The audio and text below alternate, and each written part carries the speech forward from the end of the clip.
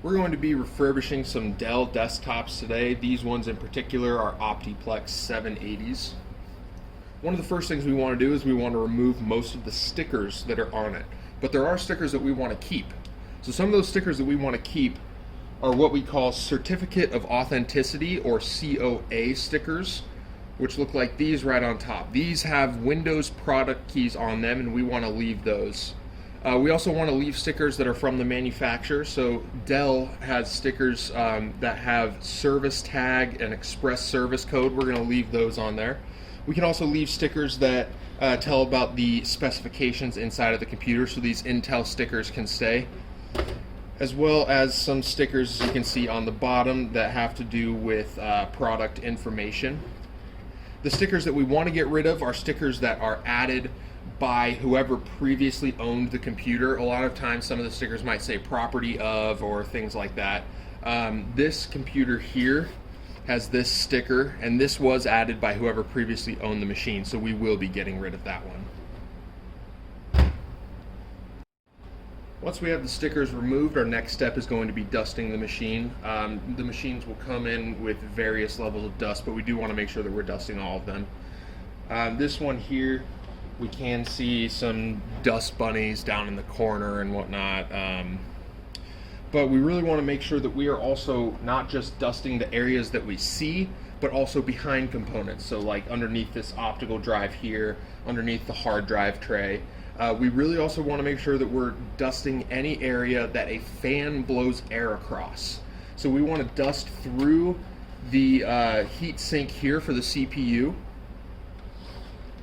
And we also want to dust here in the front.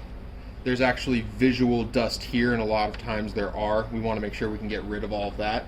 And we also want to dust inside the power supply. There is a fan inside of the power supply, so it can collect dust in there, and we want to blow all of that out. So after we dust, we're going to move on to the hardware portion of refurbishment here.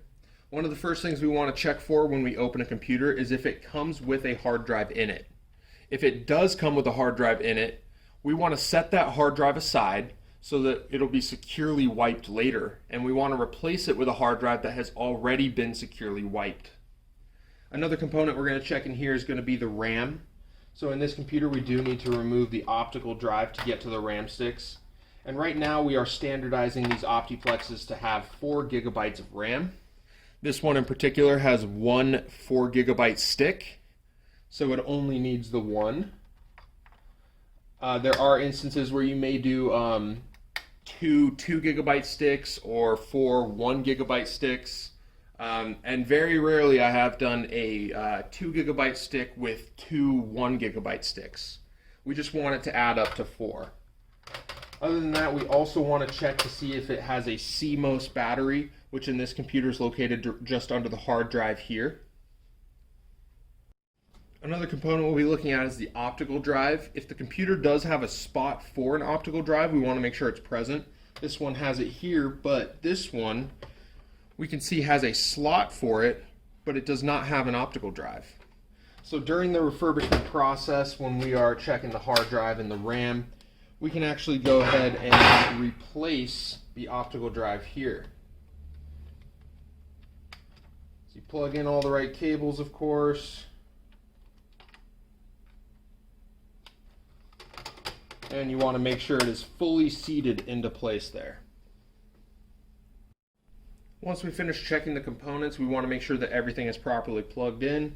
So say for the hard drive, it should have 2 plugs, a power plug coming from the power supply as well as a SATA cable.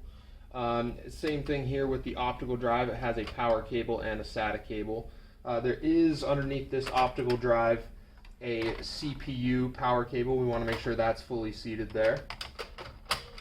And we also want to see that the 24 pin for the motherboard is also plugged in as well.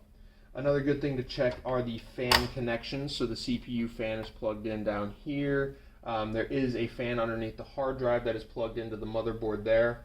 So we want to make sure everything is properly plugged in. Once we've done that, we're ready to throw the side panel back on. And we can move to the operating system installation.